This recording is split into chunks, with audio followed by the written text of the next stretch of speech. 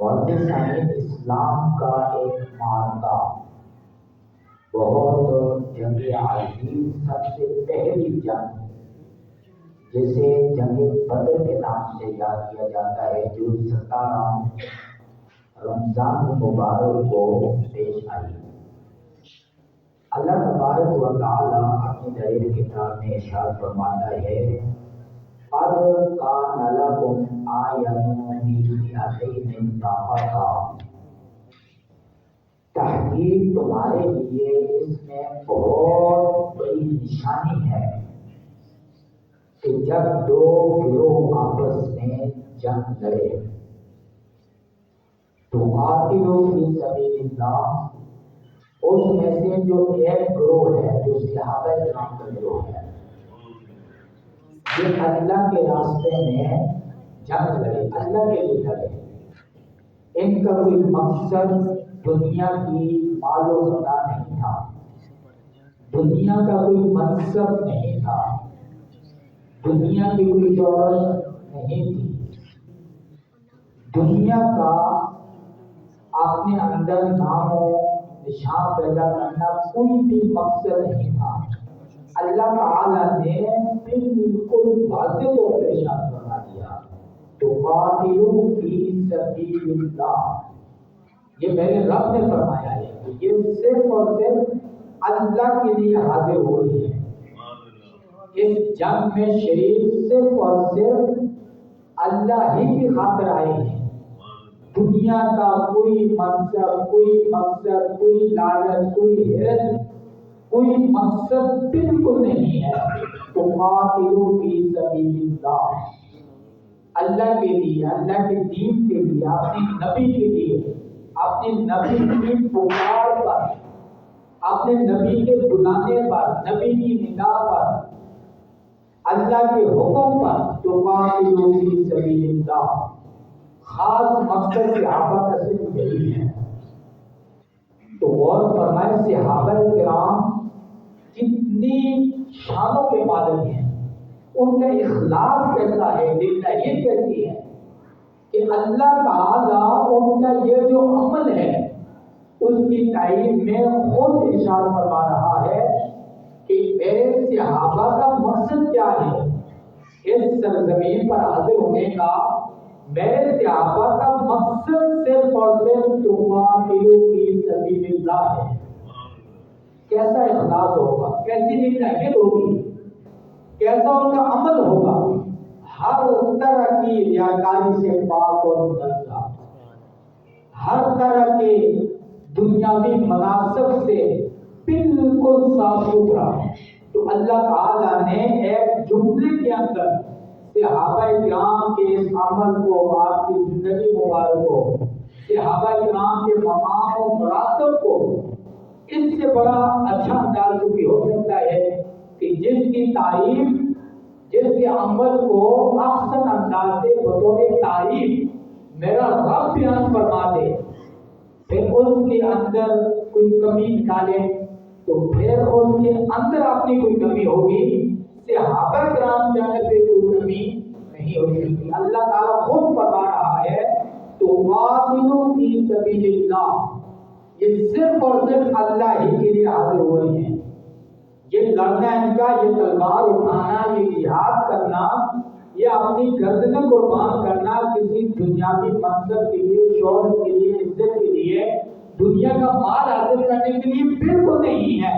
تقاتلوا فی سبیل اللہ، جو لوگ صحابہ کرام کے زندگیوں پر بات کرتے ہیں، صحابہ کرام کے مشاجرات پر بات کرتے ہیں، یہ ان کے لیے بہت بڑا سبق ہے، درس ہے۔ تقاتلوا فی سبیل اللہ، ابو بکر بھی حاضر ہیں، عمر بھی حاضر ہیں، عثمان بھی حاضر ہیں، حیدر کرار بھی حاضر ہیں، کئی جلیل صحابہ کرام حاضر ہیں، اور میرا رب فرما رہا ہے تقاتلوا فی سبیل اللہ۔ ایسا اخلاص کو پیش کرو، ایسی للہیت کو پیش کرو کہ جس کی تائید میرا قرآن کرے، جس کی تائید میرے رب کا فرمان کرے۔ میرا رب فرما رہا ہے تقاتلوا فی سبیل اللہ، اور فرمایا جو دوسرا گروہ ہے وَأُخْرَى كَافِرَةٌ يَرَوْنَهُم مِّثْلَيْهِمْ رَأْيَ الْعَيْنِ، فرمایا دوسرے گروہ کی حالت یہ ہے کہ جب وہ سامنے نظر دوڑاتا ہے صحابہ کرام پر تو اس کو اپنے سے ڈبل مسلمان نظر آتے ہیں، اپنے سے دگنا مسلمان نظر آتے ہیں۔ صحابہ کرام کی تعداد صرف اور صرف 313 ہے، اور جو کافروں کا لشکر ہے وہ 1000 کی مجموعے پر مشتمل ہے۔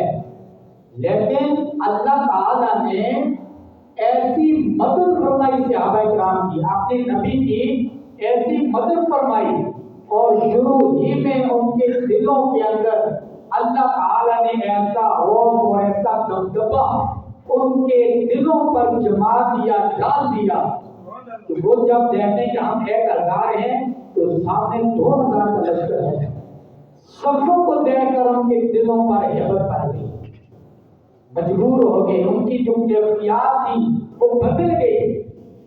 اچھا، جس ذہن سے جس سوچ سے آئے تھے وہ آپ تھوڑا سنیں تو آپ کو حیرت ہوگی۔ ابھی جب میدان نہیں لگا ہوا، کس سوچ سے آ رہے ہیں کہ مسلمان تو بہت قلیل ہیں، 313 ہیں، ان کو تو ہم بس چٹکی بھر ہٹا دیں گے، ختم کر دیں گے، وہ تو ہماری بس کی کہانی نہیں ہے۔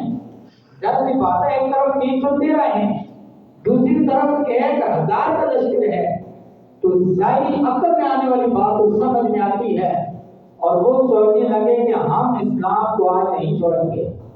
آج تو مسلمانوں کا جو نبی ہے وہ بھی اس میدان میں خود بنفس نفیس موجود ہے، اور صحابہ کرام بھی موجود ہیں۔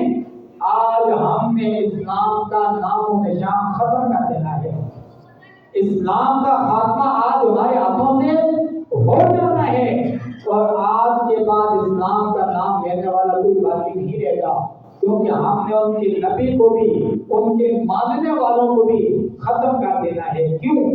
کیونکہ ان کی سوچ یہ تھی کہ ہم 1000، اس طرف سے 313، ہمارے پاس ساز و سامان بھی بے شمار ہے، کھانے کا سامان، اونٹ، گھوڑے، تلواریں، اور اس طرف صحابہ کرام کے پاس صرف 2 گھوڑے، 8 تلواریں اور 70 اونٹ موجود ہیں، کھانے کے لیے ساز و سامان بھی نہیں ہے، اس کے علاوہ جنگی سامان بھی نہیں ہے۔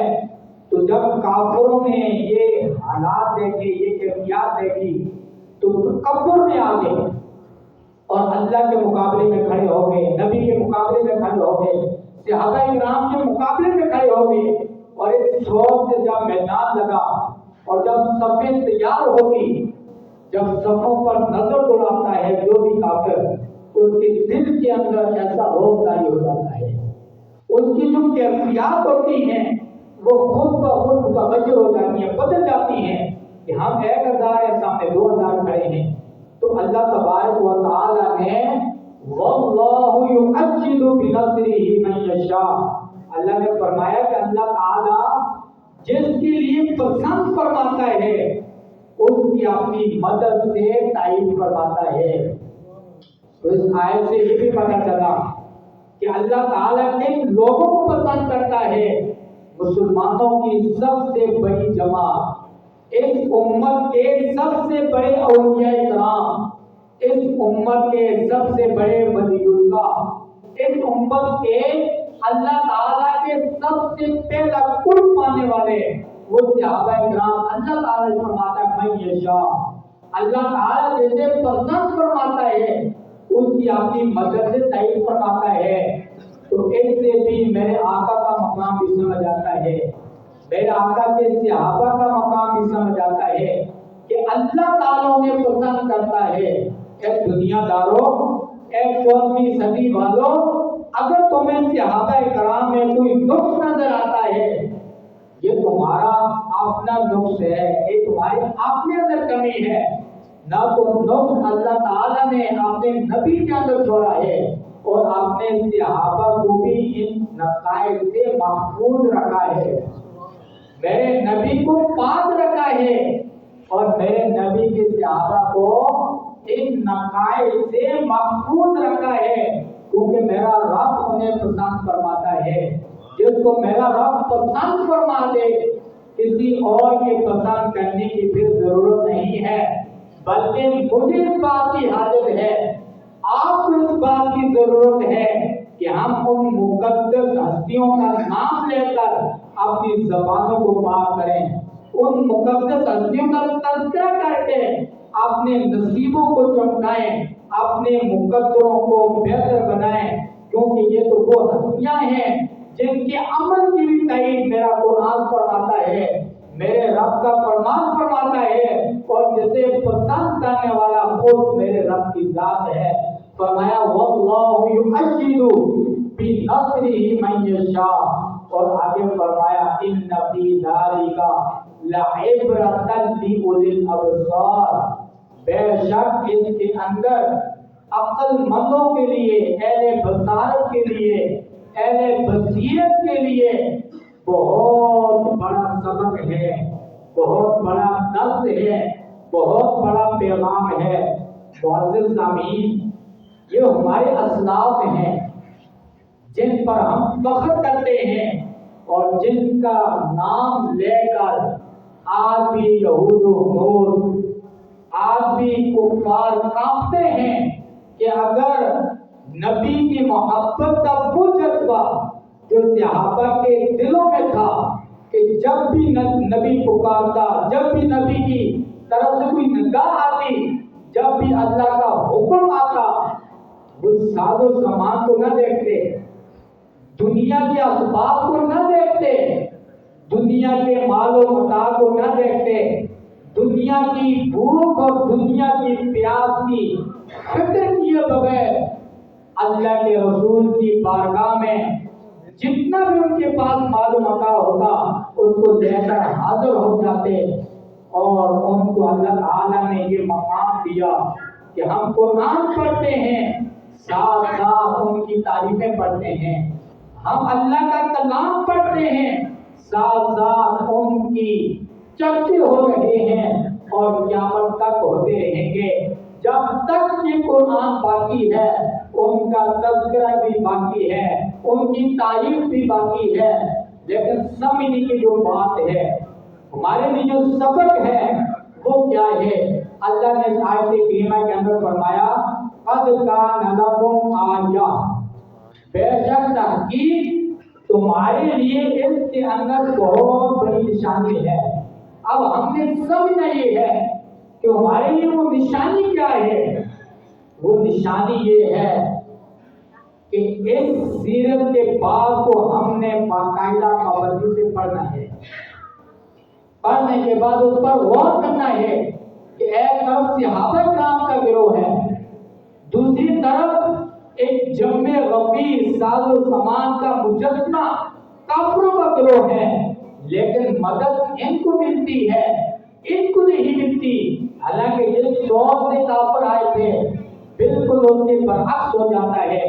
یہ ہمارے لیے نشانی ہے، یہ ہمارے لیے غور کا مقام ہے، اور یہ ہمارے لیے عبرت کا مقام ہے۔ اب ہر بندہ غور کرے کہ اللہ کی مدد کس کو ملی ہے؟ ظاہری ساز و سامان والے، ظاہری طاقت والے، ظاہری قوت والے، ظاہری تعداد والے، ظاہری اسباب پر بھروسہ کرنے والے خسارے میں ہیں، برباد ہوئے نظر آ رہے ہیں۔ بڑے بڑے کافر بچوں کے آگے ذلیل ہو رہے ہیں، اور ادھر ساز و سامان بھی نہیں ہے، ظاہری اسباب کی قلت ہے، لیکن اللہ کی مدد انہیں شامل ہے۔ وجہ کیا ہے؟ یقین، ان کا یقین اللہ پر ہے، ان کا یقین اللہ کی مدد پر ہے، اسباب پر نہیں ہے۔ اسباب ضرور اختیار کیے ہیں، یہ بھی دین کا حکم ہے، لیکن نظر اسباب پر نہیں ہے، نظر میرے رب پر ہے۔ رب نظر اللہ تعالیٰ کی ذات پر ہے، نظر خالق کائنات پر ہے، اور نظر کے ساتھ ساتھ یقین کے ساتھ ساتھ صبر، تحمل، بردباری، جو بھی کام کرنا ہے نبی کی مشاورت سے کرنا ہے، جو بھی کام کرنا ہے نبی کے حکم کے مطابق کرنا ہے، जो भी काम करना है, नबी जब हुक्म देंगे, नबी जब बुलाएंगे, नबी जब कहेंगे, उसके बाद ही कदम उठाना है। सब्र से काम ले रहे हैं। और तीसरी बात, दीन की मदद कर रहे हैं। दीन को बचाना ये दीन की मदद है। अल्लाह के बंदों तक दीन का पैगाम पहुंचाना ये दीन की मदद है। अल्लाह की मदद है, निज़ाम शरीयत की मदद है, कुरान की मदद है, मेरे नबी की मदद है। तो सहाबा किराम अल्लाह की मदद में, अल्लाह की नबी की मदद में, दीन की मदद में, कुरान की मदद में मसरूफ हैं। तो अल्लाह ताला ने उनकी तारीफ फरमाई। और इसके साथ साथ बंदों की मदद, यही चार फार्मूले, यही चार नुस्खे ये मेरे लिए भी हैं, आपके लिए भी हैं कि अगर हम हकीकी कामयाबी चाहते हैं, हम हकीकी इज्जत चाहते हैं, तो सबसे पहली बात कि हमारा यकीन पुख्ता हो। हम यकीन के खोखले हैं, हमारा यकीन असबाब पर होता है। हम जिसको देखते हैं उसी पर यकीन रखते हैं। हालांकि असबाब का इख्तियार करना ये सिर्फ और सिर्फ ज़ाहिरी सूरत है। जो हकीकी मदद है, जो खुफिया मदद है, जो रूहानी मदद है, वो मेरे रब की तरफ से आनी है। और उस पर हमें कोई यकीन नहीं है, उस पर हमें कोई भरोसा नहीं है। क्या वजह है कि हम दुनिया का माल और दौलत कसीर तादाद में रखने के बावजूद हमारी टेंशनें दूर नहीं होती, हमारी परेशानियां दूर नहीं होती, हम दुनिया में कामयाब नहीं होते। हम घर में हैं तो परेशान, रिश्तेदारों में हैं तो परेशान, खानदान में हैं तो रोना धोना। हम मुआशरे में जाते हैं, कोई भी बंदा हमारे से पूछता है तुम्हारे मुआशी हालात कैसे हैं, घर का निजाम कैसा है, दिल में शिकवा, जबान पर शिकवा, अमल से शिकवा, हर तरह शिकवा ही शिकवा नजर आता है। वजह यही है, बुनियादी वजह यही है कि हमें अल्लाह पर जो यकीन रखना चाहिए, अल्लाह की मदद पर जिस अंदाज से भरोसा रखना चाहिए, वो भरोसा हमारा काम नहीं है। और जो हमारी सिफ्त है वो दुरुस्त नहीं है। हमारा काम सिर्फ माल और दौलत जमा करना, चाहे सूद के जरिए हो, रिश्वत के जरिए हो, हलाल हराम की कोई तमीज नहीं है। किसी का हक मारते हैं, कोई तमीज नहीं है। कोई रोता है रोता रहे, कोई मरता है मरता रहे, कोई ज़ब्ह होता है ज़ब्ह होता रहे, बस उसकी चीज मुझे मिल जाए, मैं ऊपर चला जाऊं। ये गलत सिमत हमें तबाही की तरफ ले जाती है। तो हमें सहाबा किराम की जिंदगियों से ये भी सबक मिलता है कि हम अपनी सिमतें, अपना किबला वो दुरुस्त करेंगे अल्लाह के मुताबिक, अल्लाह के नबी के मुताबिक, कुरान के मुताबिक, शरीयत के मुताबिक। फिर याद रखिए, ज़ाहिरी तौर पर अगर हमारे पास मालूम का कम भी हो, अल्लाह ताला उसी के अंदर हमारी मदद फरमाएगा, उसी में हमारे लिए बरकत फरमाएगा, उसी लिए हमारे लिए सुकून और कल्बी इत्मीनान रख देगा। और इस चीज की हमारे पास बहुत ज्यादा कमी है। इसी तरह जब दूसरी चीज पर हम गौर करते हैं, सब्र, सब्र हमारे अंदर बिल्कुल नहीं है। अगर यकीन और सब्र ना हो फिर भी कामयाबी नहीं मिलती। हम चाहते हैं एक रात के अंदर हम अमीर बन जाएं, एक महीने के अंदर हम करोड़पति बन जाएं, एक साल के अंदर मैं अपने मोहल्ले के अंदर, अपने रिश्तेदारों में, अपने खानदान में सबको टॉप कर दूं। हमारे अंदर सब्र नहीं है। जब तक हमारे अंदर सब्र नहीं होगा अल्लाह ताला की मदद कभी नहीं आएगी। इन्नल्लाह मअस-साबिरीन फसब्रुन जमील वसब्रु सवाबुहुल जन्नह। सब्र ही तो असल कामयाबी है। सब्र ही के बाद जो हकीकी फल है वो बंदे को नसीब होता है। इसी तरह दीन की मदद करना, हम दीन की कितनी मदद करते हैं। हम सोचते शायद दीन की मदद कोई हवाई मखलूक है। दीन की मदद दीनी लोगों को मजबूत करना, दीनी निज़ाम को मजबूत करना, जो दीन पर काम करने वाले हैं उनकी ज़रूरियात को पूरा करना, मसाजिद को कामयाब बनाना, मदारिस को कामयाब बनाना, یہ دین کی مدد ہے۔ اللہ خود فرماتا ہے ان تنصروا اللہ ینصرکم، اگر تم دین کی مدد کرو گے تو پھر ہی میں تمہاری مدد کروں گا، اگر تم دین کی مدد نہیں کرو گے میں تمہاری بھی مدد نہیں کروں گا۔ آخری بات، اللہ کے بندوں کی مدد کرنا۔ اللہ تعالیٰ فرماتا ہے، حدیث قدسی ہے، فرمایا واللہ فی عون العبد، اللہ تعالیٰ اس وقت تک بندوں کی مدد کرتا رہتا ہے ما کان العبد فی عون اخیہ، جب تک بندہ بھی اس کے بندوں کی مدد میں لگا رہتا ہے۔